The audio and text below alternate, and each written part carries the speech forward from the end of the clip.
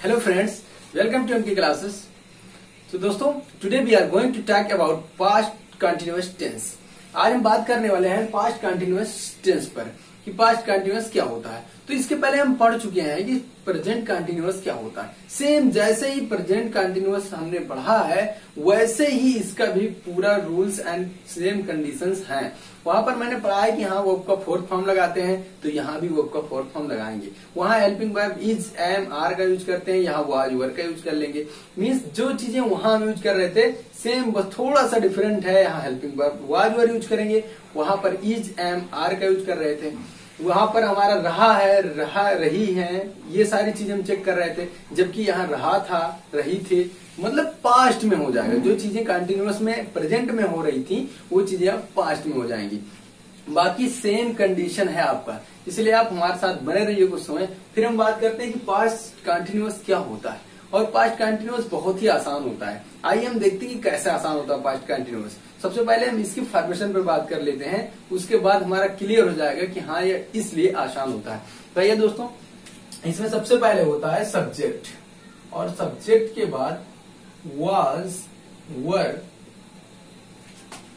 Plus verb का fourth form plus object. बस इतना सा ही दोस्तों होता है, इतना सा ही होता है। Subject plus was, were plus verb का फोर्थ फॉर्म प्लस ऑब्जेक्ट। और यही चीजें हम लोग प्रेजेंट के कंटिन्यूअस में पढ़े थे, और यही चीजें हम पास्ट के कंटिन्यूअस में पढ़ रहे हैं। यहाँ पर केवल हमारा हेल्पिंग वर्ब जो है वाज, वर हो जाएगा, जबकि वहां इज, एम, आर हुआ करता था। यहाँ अगर हम हिंदी में बात करें तो हिंदी में हमें देखना है किसी हिंदी सेंटेंस का कि रहा था या फिर रही थी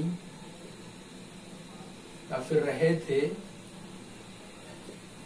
ये सारी चीजें देखना होता है। किसी हिंदी सेंटेंस अगर कोई लिखा हुआ है तो उसको देख के हम कैसे पहचानते हैं कि वो जो है वो पास्ट का कंटिन्यूअस है। तो ये सारी चीजें होती हैं वहां पर, रहा था, रही थी, रहे थे, तो हम समझ जाते हैं कि पास्ट का कंटिन्यूअस है। और कंटिन्यूअस क्यों होता है? क्योंकि रहा का बात कर रहा है, कोई वर्क हो रहा था, यानी कंटिन्यूटी उसकी बनी थी कुछ समय पहले, यानी ये पास्ट की बातों को एकदम शो कर रहा है। यहाँ पर हम देख रहे हैं, और वो भी कंटिन्यूअस में शो कर रहा है, लगातार में शो कर रहा है। तो दोस्तों, इस पे सब्जेक्ट और वाज, वर और वर्ब का फोर्थ फॉर्म एंड ऑब्जेक्ट का यूज करते हैं। और यहाँ पर हम देखते हैं कि जो वाज और वर है इन दोनों का अलग अलग यूज होता है। वाज का जो होता है वो हम सिंगुलर सब्जेक्ट के लिए कर लेते हैं, और जो वर का होता है वो हम प्लूरल सब्जेक्ट के लिए करते हैं। ऐसे ही हम वर्ब का फोर्थ फॉर्म, इसको तो हम ऑलरेडी समझ चुके हैं कि वर्ब का फोर्थ फॉर्म जो होता है वो फर्स्ट फॉर्म प्लस आईएनजी होता है, इसी को हम वर्ब का फोर्थ फॉर्म कहते हैं। तो आइए अब हम देखते हैं कि जो पास्ट कंटिन्यूअस टेंस होता है वो अगर सपोज दैट हिंदी सेंटेंसेस लिखे हैं तो उनको हम कैसे इंग्लिश में ट्रांसलेट करें, और वो भी इस फॉर्मेशन के हेल्प से।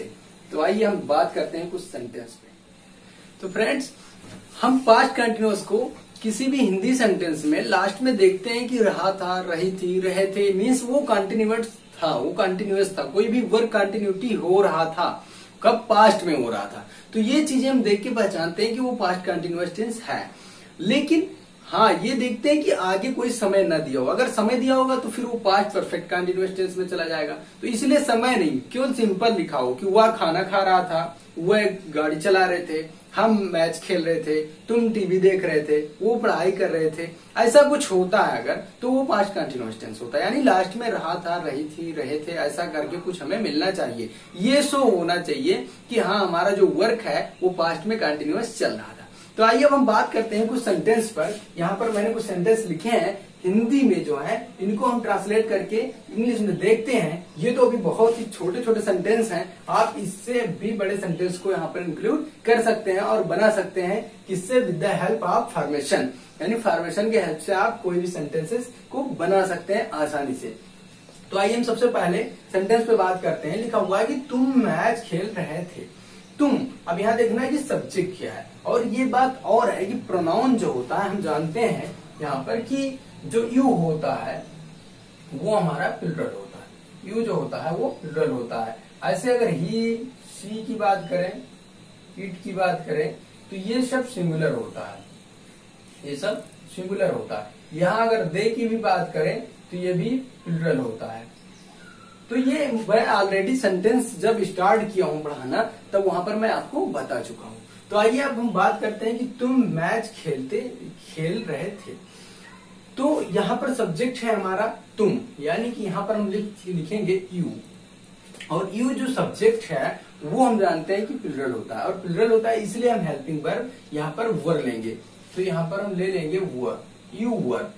खेलना का होता है प्ले, बट यहाँ पर इसने कहा है कि आपको फोर्थ फॉर्म लगाना है, मीन्स आईएनजी लगाना देना है। तो यू वर प्लेइंग, तुम मैच खेल रहे थे, यू वर प्लेइंग। अब ऑब्जेक्ट है हमारा मैच, तो यहाँ लिख देंगे हम match, you were playing match. ये बहुत ही आसानी से सिंपल हो गया, कनोट हो गया। अब यहाँ देख सकते हैं कि ये होता है सिंगुलर के लिए और ये होता है प्लूरल के लिए, ऐसे हम इसको यूज करते हैं। फिर देखते हैं सेकंड सेंटेंस में कि वह बाजार जा रहे थे। वह यहाँ पर है, ये एक सब्जेक्ट है, मैं लिखूंगा यहाँ पर दे, और दे जो है वो प्लूरल होता है इसलिए यहाँ लगाएंगे वर, दे वर। जाना का होता है गो, बट यहाँ फोर्थ फॉर्म लगाना है इसलिए लिखेंगे going, they were going. Object है टू मार्केट, टू मार्केट। ऐसे ही थर्ड सेंटेंस पे अगर बात करें तो ये भी बहुत आसान है, इसको भी हम इसी हेल्प से कर सकते हैं, इसी फॉर्मेशन की हेल्प से कर सकते हैं कि मेरे पिता। अब यहाँ पर सब्जेक्ट जो है हमारा इतना, मेरे पिता, यानी कि अब हम कह सकते हैं माय फादर, माय फादर। अब यहाँ पर वाज लगेगा क्योंकि ये सिंगुलर हो गया, माय फादर वाज। चलाना, driving, driving car, my father was driving car. अब ये एक पास्ट कंटिन्यूअस हम देख रहे हैं क्योंकि यहाँ रहे थे, वैसे भी देख के हम पहचान सकते हैं। अब आइए हम बात करते हैं कि जो फोर्थ सेंटेंस है हमारा, गीता अंग्रेजी बोल रही थी। अब गीता एक नेम है तो इसीलिए जो है यहाँ पर ये सिंगुलर है, तो गीता वाज।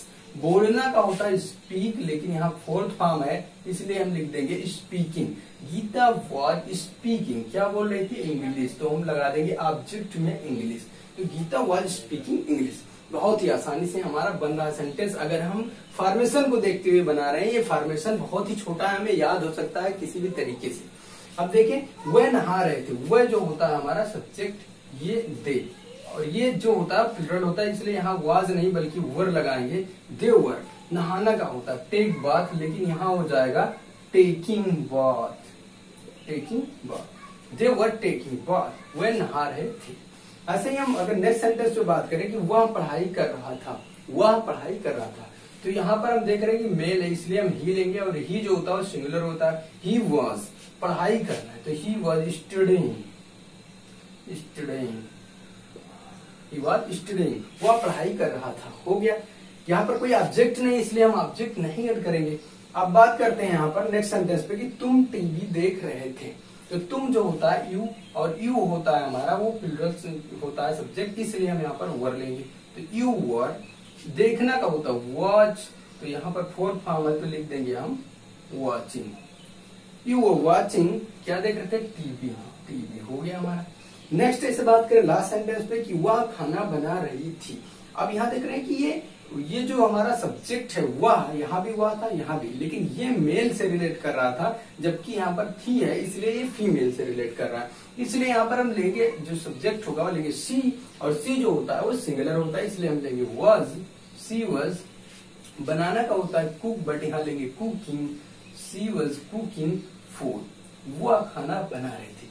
दोस्तों आपने देखा कि यहाँ पास्ट कंटिन्यूअस कितना आसान है। अगर हम इस फॉर्मेशन के हिसाब से चलते हैं तो हमारा कोई भी सेंटेंस कितना भी बड़ा हो, कैसे भी हो, हमारे लिए कोई मुश्किल काम नहीं है उसको ट्रांसलेट करना, क्योंकि हमें फॉर्मेशन पता है कि पहले सब्जेक्ट होना चाहिए, फिर सब्जेक्ट के अकॉर्डिंग चाहे सिंगुलर वर्ब, अगर सिंगुलर होगा सब्जेक्ट तो यहाँ वॉज, अगर प्लूरल होगा तो वर, और वर्ब का fourth form means that, verb का फर्स्ट फॉर्म प्लस आईएनजी, और प्लस ऑब्जेक्ट लगा देना। अगर है ऑब्जेक्ट तो लगा रहे हैं, अदरवाइज कोई बात नहीं, सेंटेंस हमारा मीनिंगफुल ही होगा। तो दोस्तों ऐसे हम इसको ट्रांसलेट करेंगे हिंदी टू इंग्लिश। और यहाँ पर हम देखेंगे कि हाँ, जब इंग्लिश में यहाँ वर्ज लगा, यहाँ वर लगा, यहाँ भी वर लगा हुआ है, यहाँ वर्ज लगा हुआ है, वर लगा, तो किसी भी सेंटेंस को हम इस टाइप में देख सकते हैं कि हेल्पिंग वर्ब का इस टाइप में यूज हुआ है और वर्ब का फोर्थ फॉर्म यूज हुआ है, तो ये जो है वो पास्ट का कंटिन्यूअस है। और हिंदी में हम पहचानते हैं, यहाँ से देख लेते हैं कि हाँ यहाँ पर दिया हुआ है हमारा रहा था, रही थी, रहे थे, यानी कंटिन्यूअस पास्ट में शो कर रहा है। तो हिंदी में अगर ऐसे लिखा होता तो हम पहचानते हैं कि पास्ट कंटिन्यूअस है, और इंग्लिश में हमें देखना होता है कि हाँ यहाँ पर वाज वर्ब का यूज हुआ है और वर्ब का फोर्थ फॉर्म यूज हुआ है, तो वो पास्ट का कंटिन्यूअस टेंस ही है। तो दोस्तों उम्मीद करता हूँ कि आपको पास्ट कंटिन्यूअस समझ में आया होगा। अगर पास्ट कंटिन्यूअस आपको बहुत ही अच्छे से समझ में आया हो तो लाइक कर दीजिए वीडियो को, कमेंट कर दीजिए, शेयर कर दीजिए और हाँ साथ ही साथ सब्सक्राइब भी कर दीजिए।